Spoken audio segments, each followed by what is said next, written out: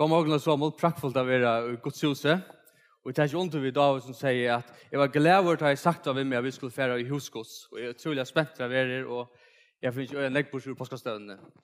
Men tykker vi at det beste er rett. Jeg tykker at morgen vil det være går og at fremtiden er bjerster. Vi færer fra dårlig til dårlig, så det er øye godt utgangsstøye. Så jeg gleder meg øye nekk. Og til så at vi kommer nok så via i båtskapen, gjør noen lintina, iktus og eisen gjør noen nete, og det er streama, så det er nek som har mulighet til å fylle vi, og det er alltid virkelig av signelse. Så jeg får bjøre høyde til å bjøre siste min er velkommen at være av møte. Hun og med en bygger i Australien, sitter i Australien og leser, og det er lustet nå, så det er henne enda i hjørnet, og det er øye stått litt.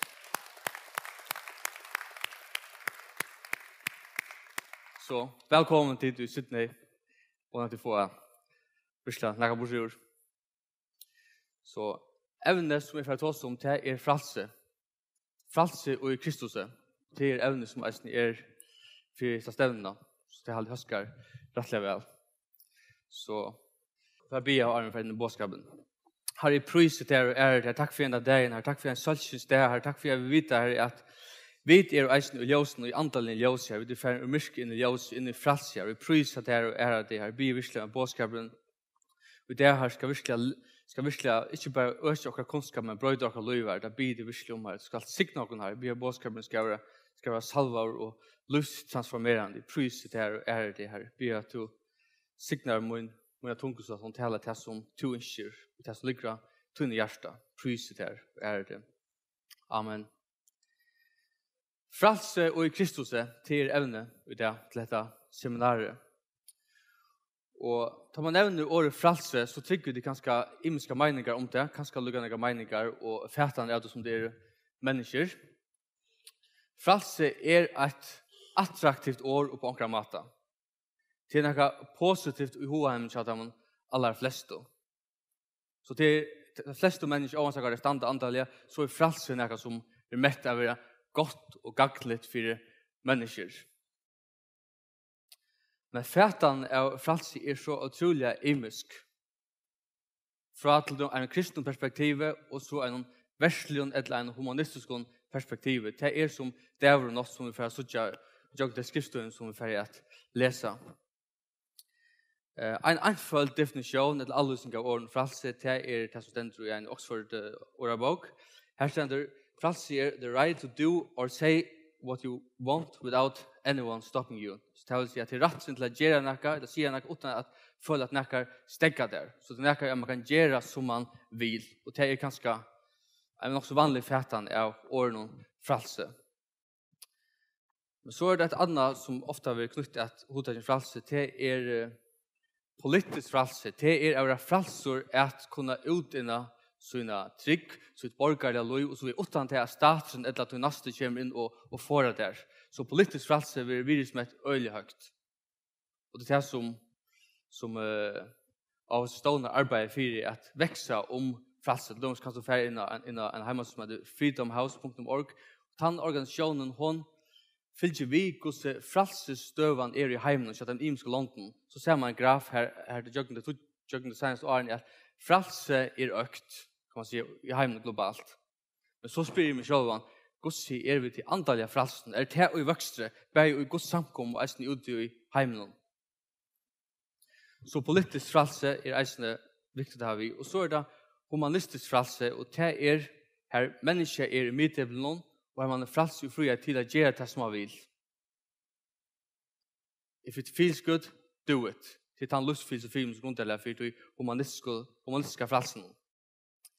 Men så er det den kristne frelse, som bryter fullkomlig fra øren definisjonen av hva frelse er for noe. Og det er det som vi ikke at tåser syndrom i det. Frelse i Nye testamentet, og sørgest til ljósen, er at vi tar til samfunnet hvor mennesker bort i flere balkar, høvesbalkar. Det var frels, og det var trealer, eisen sambart, romverskare lov. Så det er helt einfalt. Enten var man trealer, eller var man frelser. Og som trealer har man ikke noe retten til, og man var faktisk også tja mesteren. Men for å kunne skilje året frelse, det kristne frelse, så kan man ikke komme utenom et øyelig viktig hovedtak, eller en sannrøynd og Bibelen, det rattforskjering. Rattforskjering og frelse i Kristus hongur og løslige sammen. Du vil bruke løssyndere til at hitje etter sinne hva rattvise for noe, og hva rattforskjering for noe, og så viser hva okkar posisjon i Kristus, og eisne jeg vil ha finne et frelse via en endamal, ikke bare for at vi kunne ha det godt. Det det som ligger i sinne heitene, frelse urdås, ikke uidåsene, ikke uigjen uilate, men det skal ut så ånden kunne få glede av det. Mennesker fall og synda jo avvarska i alle mennesker. Det videre Adam og Eva, det kiksa kan man säga. Og det avvarska alla mannatene. Og synden var som en pest som foregått alle generationer og som skapte en antalian, evjan og likamlian skillnad mittlen mennesker og god. Menneskjan døye antalian. Og det ble korst ut ur Edens orsaker, Eden mennesker, fromalen njoting. Så det ble korst ut ur njotingarstedet, ut ur Guds nærvaro. Mennesker var skilt fra gode, ur Guds nærvaro, utan framtøy og utan vogn. Og mennesker kunne ikke frelsa seg selv. Det var fullkomlig omøvelig. Isaias lyste så vel i kapittel 4, her han sier, vi var som hin årein og öll såmål og öll rattvis i okkara vær som dolkaplagg, som leiver følna av öll og miskjer okkara hødde okna steg fyrir seg som vinteren. Og vi leser Rombrand 3:23, at öll hava synda og taimon fattast durgos. Så utgangstøy i verda vi var sek fyrir gode og årattvis. Menneska kunde ikke frelsa seg sjálva. Menneska hei bruk fyrir at onker andre grep inn fyrir at endurreisa forholdet vi god. Og her det året rattvise kommer inn. Rattvise, det hever vi okkara samfunnet vi god at gjera. Det nekka vi Guds standard, Guds krøv at gjera. Rattvise øyla viktig egenleie tja gode. God rattvise, en grunnleggende egenleie tja gode.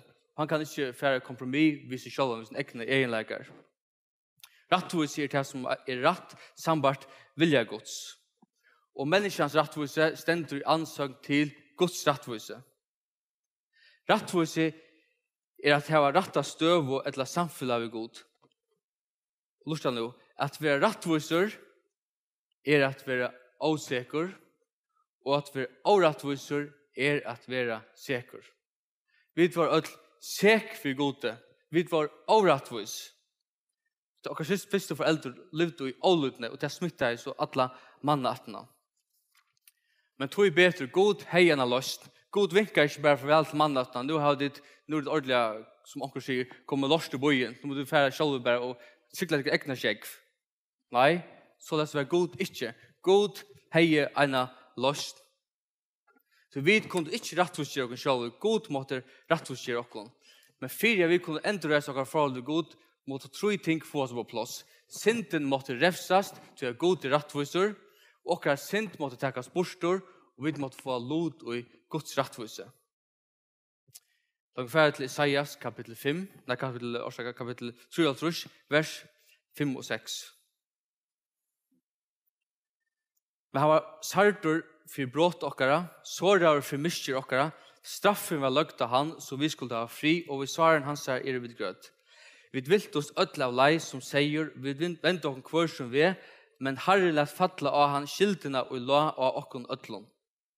Han var såra for miskjer okkara, straffen var løgt av han, for at vi kunne være grøtt, til å si være heil mennesker, endreise okkara forhold til god. Herre lett fatla av han skildina og la av okken ødlom. Så han tog skildina som la for alle mannattene, og flottet det i av Jesus Kristus. Da det fer i av Jesus Kristus, så det ikke av mannatten langer. Og synden ble tidsen borster. Synden ble ikke bare refsa som vi låser, men hun ble tidsen borster. Vi leser Rombrand til Løvens kapittel 4, vers 6-8. Så les prøyser eisen David til mennesker salt som god tilråkner rattvise utan versk. Sel teg som misbrotten i fyrtjen og synden fjaldar tja. Selur han mever, og Herren ikke tilråkner synd. Avra selur glæver av etensam, og ta man bare tar man opplever av løster fra syndene. Ta ber ikke til at være glæver og selur, og samsons være under synd. Ta ber ikke til. Kolosserbrev 2, lyser eisen her vel. Eisen i okkom som deg var i synden okkar, og omskarna stand i oktikkara, i holden, gjør han livande i honom. Han fyriga och ett missbrott okkar och utstryka skuldarbrev mot okkon som vi boven som gick okkon emot. Han tog det bort vid att negla det av krossen. Det gick skuldarbrev emot okkon. Och skulden var så stor att vi hade ångan möjlighet att ändrinda skuldena. Ångan möjlighet. Men Gud tog och nälte det av krossen och utstryka skuldarbrevet. Det är fantastiskt. Så det tredje, vi måste få lot i Guds rättvise. Och Jesus Guds rättvise. Han levde fullkomligt upp till Guds krav och Guds standard.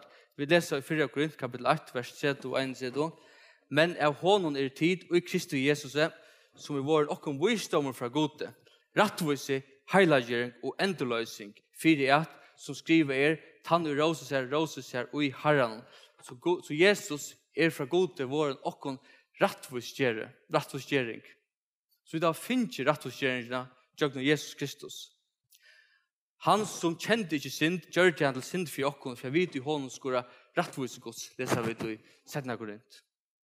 Så Gud, han tillräknar oss sitt egna rättvisa och genom Jesus Kristus. Men skulle ha lot och just rättvisarna som mot ta emot Jesus. För han i våra liv. Här vi får vi Guds rättvisa i oss. Synden kom vi Adam. Rättvisan kom vi Kristus. Rombrev kapitel 5, 18-19. Det är också en skrift bara nu, men det här jag ska lukka som. Här var några syndefärre skrifter mot ändan, men gärna kommer vi läsa. Jag sa, du bara älskar bøkene som transformerar människor och liv hver eneste dag. Det gör inte till kraft och Guds ord. Så det gör inte om man läser några av skriftene. Rombrev kapitel 5, vers 18-19. Eins så tog vi fattelig, eins fordøming og kommer i ødel menneske, så eisene vi rettvis, eins rettvisgjering, livsens kommer i ødel menneske, til rettvisgjering, til en rettvisgjering som skapar liv, i stedet for andalig enn deg. Så eins så henne mange var sintere vi ålutnings ena mans, så skulle eisene henne mange være rettvis vi lutne hens ena mans. Ålutne til Adam, kan man säga, förde syndapesterna in i mannattna. Men Jesus kom vi rättvisne, vi sina lutne, rättvisne till en monko.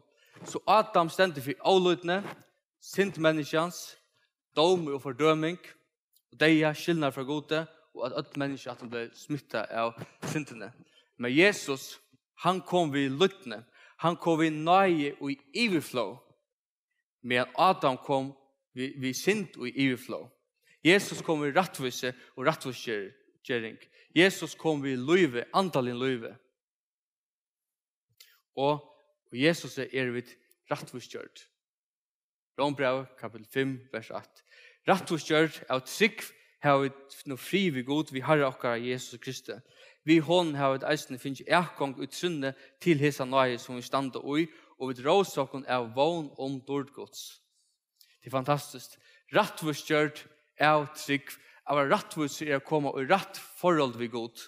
At det var fri vid god, av frelster å bli et godsbad, og til å være gjørst vi trygg. Vi trygg får et fri vid god, og til vi Jesus Kristus. Vi får ikke ergang til god, ergang til himmelen, og gjøgnen eller åttan om Jesus Kristus. Tog stända rättvisgjord av trygg, her har vi nå fri, vi god, vi Herre okkara Jesus Kristus. Vi hon har et eisne finnes ergang, og i trunne til hesa nøye. Så tar man rättvisgjord, så kommer man inn i nøyene. Og her stender, som vi standa i, og i råsaken av vogn dårgås. Så det vil si at rättvisgjord til å komme inn i nøyene, at livet og i nøyene. Og til en avbjørning, som vi til dømes leser om i Galaterbrevn, her til å trobelaga vi at varvada fralse i Kristus. Så vi nå rättvisgjord i Kristus, og hetta mesjer med landa. Synden til borstor, løgta Jesus. Rättvise Guds tilråkna okkon. Vi kommet rett forhold, eller retta støv og imodlig god. Og vi finnes ergang til nærvere Guds, og til nøye tron og hansara. Så Jesus kom og gav manna at han fotla oppreist til anda, sval og likam. Så man kan säga at vi kommer alltid til utgangsstøy, Edens orsaker, til njøtingarstavren. Da vi kommer rett og slett, så kommer vi inn i et njøtingarforhold vi god. Det enda man menneskens at tilbe god, og at njøta han i alle æver. Vi var sek, men vi våren åsek, til ikke halt i akæren. Jesus, han tog alle straffen av seg. God ser oss ikke som syndere, men som rattvis. Det er aldri ekkert viktig å skilje. Vi ikke fleste syndere etter min tidsje, vi rattvisgjørt, og vi heilagjørt. 4 Korint, det første kapittel der, sier Paulus, til henne heila og i Korint. Selv om de bare sier som var det ikke heila. Men tar en posisjon så var det heila, de var rattvis. Og det er det som vi og i Kristus. Det stender eisen i Rombraun kapittel 5 og vers 8. Men god viste kærlighet som lokker vi til at han la Kristus dodja for okken, men jeg vet enn våre syndarer og i tatøy. Så syndare, tar vi tar som frelst folk og synd, eller syndare, så syndare og i tatøy. Og god ser okken jøgne Jesus Kristus. Vi derfor gjør nødja støv, og vi frelsesgjørt, og vi har en frelsesstøv og i rattvisgjøringene. Ganske sudja det hvor vi letter stående dent av rattvisgjøringene, og mot til å ta som at vi er frels og i Kristus. Kristus har finnet en nødjan identitet, en nødjan samlaga, vi er nødjan personer, vi har nødjan støv og imot til god, og imot til skapning, imot til alle mennesker, kan man säga. Og jeg har selv finnet glede av at jotta sannlagar i mitt liv, som det som Guds ord sier om mitt liv, ikke det som jeg føler om mitt egna liv, men det som Guds ord sier om min posisjon i Kristus. Gjør det en lista over noen sannlagar som er stolar av skriftstøven. Så jeg har alltid bare lese några sannlagar upp. Jag har inte gjort det för mig. Jag gör att läsa några sannlagar upp, så kan man bara lusta. Och det är ursligt av åkra nudja position i Kristus. Jag vet det rättvisgjort. Jag vet det kom in i en nudja position vi åkra god. Vi det rättvisgjort. Vi har fri vi god. Vi det frals. Så bara lukka läsa några av oss ner. Det godsbad, det vinergods, det tempelgods, det födra gode, det heilaver, det husfolkgods, det borgar i himmelen, det allt och sikrande vid Kristus, det köpt och läser från banden lovarna, det gör det livande vid honom, det fyrgiven och rensar vid Jesu blåe, det har funnit lot och godomliga natur, det frälser och det inte under tralldom, det rensar från ringar samvetsko, det gröttor, det sänder på Kristus, det rest upp i Kristus och sätter i himmelska heimen, rykor, samarvenge Kristus bror Kristus eviga frälstor, i honom heilar, lydales och lastande. Ge Jesus en klapp.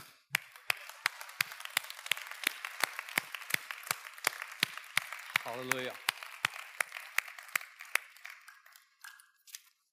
Hette ikke Runasa manifest. Hette Guds år om tøyna posisjon i Kristus. Tøyna fralses posisjon i Kristus. Og til fotland rett til å gjøre det ut. Og gjøre det ut jauna, kanskje daglig. Jeg har følt at jeg i perioden har haft tørva at gjøre det ut til meg selv og for andre verden. Jeg husker meg, jeg hadde ikke prøvd å gjøre en talv og sånn her i skolen, neklen og sånn her, de sånn her. Det er som kulda gusninger etter rikken, men det er mye vel det. Er det noe som damer det, eller vel? Eller takka en leir urstapott og gjøre sånn her. Det er ikke en god kjensla. Og sikker vi at da vi gjort av Guds år, så har vi djevelen det ikke godt. Og kanskje en veik mynd av Guds djevelen har at da vi gjort av Guds sannlager ut i okker egna liv. Han heter det, han vil halda for øynene, han vil flytja da vi gjort av Guds år, og da vi bi andan proklamera Guds år. Vi vil gjerne lese noen skrifter om okkara frelse som vi har.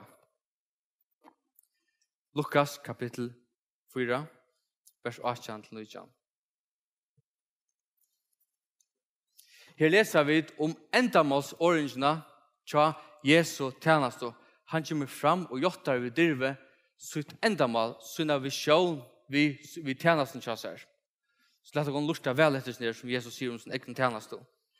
Ante Herrans i mer, du han har salva meg a kunngjera fatakon evangeliet, han har sendt meg a grua henne hjertabrottno, a byrja fengon bo om at de skulle sleppa leiser, og blindun at de skulle få sjån, at gjera kua fri, a kunngjera nøye ar Herrans. Han som kommer til den nyeste, og det ikke en frelsesbådskaper, han kommer til den skarva nyeste. Ut fra Heson kom det helt greit sudja at Jesus kom vid en frelsesbådskap. Jeg ser at mennesker og i frihet, andalige, likamlige, salarie, og øtlund og øtlund, fotla oppreist, og han var salvar av god, til å si, setter til sugeslen av oss av tjeneste. Jeg ber fengt bo om at jeg skulle slippe leiser. Det ikke en god tjeneste? Det faktisk det som Paulus tåsar om settene grunn til tjeneste sottarinner. Tjeneste sottarinner. At vi kunne slippe leis og blindun at jeg skulle få sjån at jeg kua fri, for jeg kunne ikke nøy av Herrens. Da jeg leser så skriftet, her så i hoen at jeg snur ikke bare om det fysiske, men det andalige. Så da vi leser om grøying i Nye Testamentet, så må det ha boa syner vi eisen her. Så at det for alt mennesker. Da kommer ferdig til Johannes kapittel 8, vers 1-2. Det er temaet sannleggen skal gjøre det for som er et fantastisk godt tema. Jesus sier til jødene for å komme til tryggvann, «Vera tid i året munn tid av sånne lærersvenner munner, og tid skulle skilja sannleggen, og sannleggen skal gjøre tykkum frier.» Det er svære å holde videre at Abraham så har aldri vært trealer nekarmans. Hvordan kan du da si at de skulle være frier? Jesus svarer til ham, sannelig sier til ham, hvert han og gjør synd trealer syndarinnar. Og trealene vil ikke verande i husen atler æver, men sånne vil verande her i atler æver. Fær til sånne gjørstikken frier, vera tid av sånne frier. Det er helt fantastisk. La oss lese det om at det verset 1-2. Men tid skulle skilja sannleggen, og sannleggen skal gjøre til hun frier. Det som dette året eller tog til ikke bare at ha vitan om sannleggen. Det er mest at man færre sannleggen. Man har en personlig oppleving vid sannleggen som Jesus Kristus. Og det er han som kan sette oss fri, og ingen annar. God setter oss fri i Jesus Kristus. Så Jesus er Guds svær til alle trobeleggere hemsens. Og sannleggen skal gjøre til frier. Jeg tykker at det er en sannleggen om oss selv, og kan hjelperløse uten god. Og så sannleggen om at ja, men det finnes det en løst, det finnes det en bjerging, det finnes det en frelse, det finnes det en opprest for mennesker, det finnes det en mulighet å få fri ved god, at komme i et rett forhold ved god, at ha harmoni ved god, og at ha harmoni ved mennesker. Det ber til. Men sier det at vi skiljer sannleggen, så sannleggen er det som gjør oss frian. Vi leser jo i Johannes 14:6, veveren sannleggen lov, ønsken kommer til ferien utan vi mer. Jesus, han kom til at løse mennesker. Menneskesonen, han kom ikke at lete ånder tjene seg, men at gjøre løsut som løsegjald 4 monk. Marskos kapitel 20, vers 45. Som løsegjald 4 monk.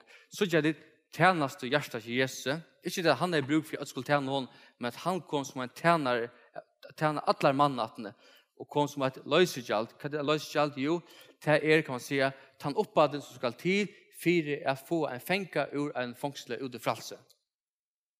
Det er det som løsegjald er. Og det gjør det Jesus. Jesus vær selv Guds løsegjald for å føre okken ut i frelse.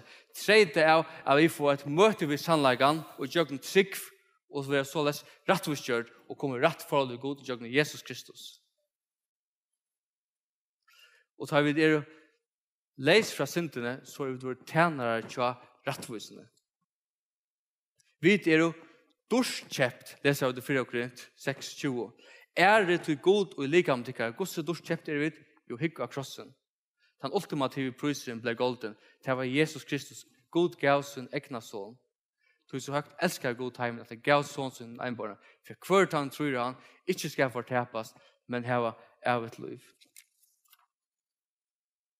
Kristus er eisen kjøpt og leis fra lovene. Loven var som en vatepass som kunde stedfesta skreiveleggar, men en vaterpass kan ikke flyta bytja eller gjøre nekka vi en vekk, eller en gær. Det kan bare stedfesta en feil. Så det er vær loven. Og tog vær loven er sin forbannelse. Hugsa til å bare få vite det som man gjør skreft, og ikke ha forelegget til å rette på det, det er en forbannelsesstøve. Men Gud kom ved Jesus Kristi, som er ikke bare Guds, kan man säga, Guds vaterpass, men han var eisende tann som gjør det mulig for at vi kunne leve opp til det som Gud kravde av oss. Det har vi gjort utgjøkken Jesus Kristus. Til frelse har Kristus gjort oss frier. Standet og faster og lærte dere ikke at du ledger under traldoms og Galaterbrevet kapitel 5 vers 1. Og det var nemlig i Galatia at jeg hadde trobelager vist ned, for her var vittlærere kommet inn, så sa du til at man fyllde Moses lov for at virkelig at liv opp til, kan man si, god standard og livet som en god kristen. Men Paulus bruker ekvislig år i måte time som røyner stjæla fralse bortsett fra de kristne. Og det sier bare syndrom hva Paulus, hva Askom Paulus sier om fralse. Fralse var dyrebart til å videre leiskjøpt ved Jesu egna blåe. Tid er jo kattla til fralse brøver. Nøyde bært ikke fralse i holden til høve, nei tjene i kærlega kurøren. Så til at vi er fralser, det er faktisk et kall. Vi er kattla å være frals. Er det ikke et godt kall? Jeg er kattla å være fralser, og jeg er fralser i Kristus. Og god innskjer at jeg skal virke en fralses tjeneste. Her er suttje mot egna fralse i Kristus, men eisni er villig til at ånder skulle oppleve etter fralse og komme bortsett fra syndene, bortsett fra bondenskapet inn i fralse som finnes bare i en relasjon med Gud og gjennom Jesus Kristus. Vi var deg og synden okkar, men Gud har gjort okkon livande i Kristus, vi sin anda. Det er fantastisk. Lov løsens hever Kristus Jesus løst med fra lov syndarinnar og deians. Lov løsens hever i Kristus Jesus løst med fra lov syndarinnar og deians. Hva er mest? Jo, det er en lov, og det er lov andans som gjever liv, og det er i jøgnen Jesus Kristus. Og jøgnen disse lovene vil ha frelst og frie fra lov syndarinnar og deians. Jeg har ikke snakket skrift etter. La oss ta lukka Titus, kapitel 2, vers 11 og 14. Kommer synder inn og er endamålet vi til kristne frelsen. Her stendur, «Tui nøye Guds er åpenbæra ødlun mennesken til frelse. Hon vener okken opp at evnokta godløse og henne veraldlige gyrnter og liva samelige, rattvist og godlige i heimen som nu er. Men jeg vil vanta henne selv og vogn og åpenbæring dårdar historia Guds og frelser okkara Jesu Krist, som gav seg sjølvan fyri okkon at løyse okkon ødlun lovløse og rensa seg sjølvun okknar folk uje til godt versk. Hetta skriftet setter ratthusgjøringene og frelsesgjøringene i perspektiv, for det snur seg ikke bare om at vi skulle ha rett forhold mot Gud, og synder ikke okken skal ha tidlig borster. Det snur god yngste at halga seg et folk, leiskjøpa seg et folk som kunne endurspegla synadord. Vi er ljós heimsens. Jesus sier, jeg er ljós heimsens. Men han sier eisen i fjallatallene, Matteus kapitel 5, tid er ljós heimsens, stavur i stendur av fjallet, fjallest ikke. Så tar vi til lysa, som kristen, så er det faktisk fralse som vi lysa til mennesker. Er fralses ljós som skoiner. Jeg leser at han gav seg sjálvan, vi kvar en endamåle, at løysa okkon ur öllun lovløse, og rensa okkon, rensa seg sjálvun oknarfolk. Det er som er som teker og rensar okkort til egna nytto, for han kan få gagna av det. Og det er det som Jesus gjør det. Han ville ha et folk som kunne bøyere for hans versk. Johannes kapitel 1 leser om at Jesus vil lære oss at det skulle gjøre større versk enn til at jeg færre til feiren. Det som vi der gjør. Så vi oknar folk, og vi skal uge til godt versk. Så det en enda mal vi rettvisgjøringen, til å se dere frals og fri til at vi tjenere tja rettvisende.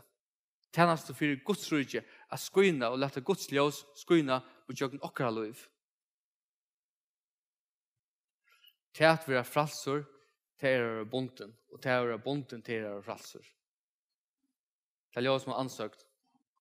Og det faktisk paradoks i kristendommen, kan man si. At vi fralsor at vi bonden til Kristus. At vi bonden til Kristus at vi fralsor. Til bare og i ivergjørelse av alle personligheten til Jesus Kristus vi få til å være livet. Han som vil varve det sitt liv, han skal missa det. Men han som misser det for min skuld, han skal finne det. Til Guds liv, til det evige livet, til det som Jesus underviser i Johannes kapittel 16 og vers 3, at det evige livet til å kjenne ferien, kjenne Jesus, kjenne ferien, kjenne det som hører til Guds rike. Det er underligt. Så sier jeg dit, det som nevnte Janne, vi hemsyns fralse, det å kunne gjøre det som man vil. Men det behøves ikke så øye negger intellektuelle kapasiteter for å stedfeste at teorien eller til livsgrunndere til heller ikke. Vi sier til at til dømes at løgtinge så pura samt om at jeg avtaker fersellovene. Det så rørende samt om det at nå skal fralse, kan man si, råa øtlen og øtlen. Hvordan halter det skilje i være så? Fralse ikke fralse utan nekker avmarsingar. Da tås det slett om nekker antall oppjøy. Fralse må ha avmarsingar. Men da vi tås om det kristna fralse, så tås vi det ikke om avmarsingar. Vi tås om totalt ivergjørelse til Jesus Kristus, og vi får totalt fralse at fire. Det bonden til Kristus, det at vi fralser. Så okkar fralse givet vi en endamale. Fralse uidås, nei, fralse urdos. Fralse skal urtunne livet, og andre mennesker skulle få glede av hessen fralsen som god hever utvid okken jøkken Jesus Kristus. Vi har rintet den haksta prisen som man i høyre kunde, nemlig at lette sånn som dodja for okken. Og det sannlagen til Jesus Kristus som gjør okken fri. Og det gjør vi at vi trygg og at skilja sannlagen, færre sannlagen. Så avbjørningen til okken ligger i at varvaida fralse. Og fralse vil varvaid i nøyene. Men nøyen, hun vener okken opp at avnåkta godløse, som vi leser i Tidesbraun, kapittel 2, vers 12. Hun vener okken opp. Så nøyen ikke syndaløyve, det en kraft til okkara, til å liva for han, fralseliv. Det det som nøyen Så skal vi ikke se noen fire at være et fralsesfolk. Et fralsesfolk et sikrande folk. Et sikrande folk brøyder heimen. Og det det som dere kaller at vi lærersveiner. At vi kunne få mennesker inn i fralse og lære det at livet i Jesu fralsen og Jesus Kristus er å være bonden til Kristus. Men fralse Kristus kan ikke oppleves utan heila i andan. Det blir ikke til. 2. Korint, kapittel 3, vers 16. Jeg skrifter som jeg elsker, som øyelig godt rundt av i. Her stender, og Herren anden, og her som ande Herrens fralse. Her som ande Herrens fralse. Da vi blir født av nødjon, da vi blir rett og skjørt, da blir født av andan. Vi blir sett i fri og i fralseskjøringen, men til eisen i heilig anden, så fer okken av varvada etter fralse og i Kristus. Jesus underviser om heilig anden som ande sannleikans. Anden som sann, men eisen i anden som vittnar og peikar av Jesus, som den ultimative sannleiken. Så tar vi livet sammen i heilig andan, så er vi drien til Kristus som sannleiken, som setter oss totalt i frihet. God ønsker at søtja kristne mennesker, einstaklingar som brennande, som frals, og som kan man säga fralse ur dåsene, eller ur, kan man säga, ur seg sjålen, og gjør det videre. Mennesker som skøyner, som ljøs heimsens, som ljøs, som ljóset som stender i en fjall, det kan ikke fjellas. Det skøyner så av mennesker rundt kunne søtja, og det ikke godt for oss. Så god ikke visla fralse. Og tykker at det skal eisen mestes akkurat møten. Jeg vil ha fralsesmøter. Ta mennesker, ta Guds folk fralst, så må det mestes eisen ta å komme sammen. Og til en atmosfære av fralse, og mennesker kommer syndene, mennesker kommer lønges etter som fralsen. Men det tredje er at vi lever i som fralsen. Dagliga. Og til imot ha samfunnet vi heilig andan, vi fyllt av heilig andan dagliga. Annars enda vi som en fin år legalisme til lovaversk. Men det heilig anden og nøyen som gjør det, at vi til nøyen, Guds år og heilig anden som gjør det, at vi køyrer etter veien, vi fer ikke noen graver, vi køyrer etter veien, vi tar jaunva og i heilig anden som så herlig tiltrångt i sin døven. Jaunva finnes i heilig anden. Så okkar fralse i givet vi en endamål. Så det okkar bøn være at vi skulle være et fralsesfolk. Et fæta rettforskjøringene. Ikke bare hugga oss rettforskjøringen og sier, nå har vi et rettforhold til Gud, det fri Gud. Nei, vi får stig videre. Vi uje folk. Vi oknar folk Guds. Vi det som vi undervist i 4. Petrus kapitel 2, vers 9, at vi skulle kunngjøre dikterans. Vi utvalgte at kongelige prestaskaper, heilig tjå, for vi skulle kunngjøre dikterans, og dikter Guds, det dård Guds, det ljøs Guds, det det som vi kallar det til. Fralsesljøs. Jesus, da han kom inn hjem, han kom som et ljøs. Han kom vid fralse. Ande herrans rimer. Vi har fengt på om at han skulle på leser, at gjøre kua fri, at kunngjøre nøyer herrans. Dette var Jesu tjeneste. Dette okkara tjeneste. Vi skulle gjøre større verk enn Jesus, og til en fralsestjeneste, som grunn av rettforskjøringene, som okkom vært av gode tjøkken Jesus Kristus. Så jeg hadde vi skulle be til enda, så virkelig lette denne bådskapen komme inn i okkara antall, så at det blir avvokst. Herre, jeg priser til her og ære til her. Takk for at du flest av her, ikke bare til at vi skulle hugge oss her, du flest av vi en endamål her. Vi skulle njøte samfunnet til her, men eisen at andre mennesker skulle oppleve det frelse. Vi kunne både være her, så at okkara landsmenn og kvinner kunne oppleve ljøse og kraften av evangelium. Herre, vi priser til her og ære til her. Be virkelig at året skal gjøre oss et versk her, ikke bare øke okkara vitan her, men transformere okkara liv her, så vi drar dri nærje til her. Jeg priser til her og ære til her. Herre, be om at du døybrokna nutjen av heilig and og kraft og Jesu navn, og gjør okkur nei og hjärsta for mennesken som fortapt, pryset her og ære det her.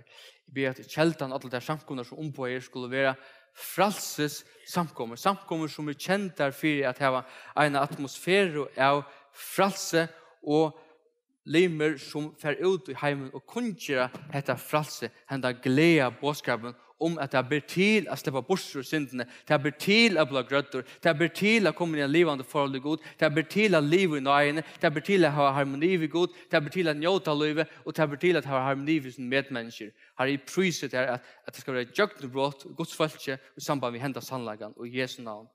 Amen.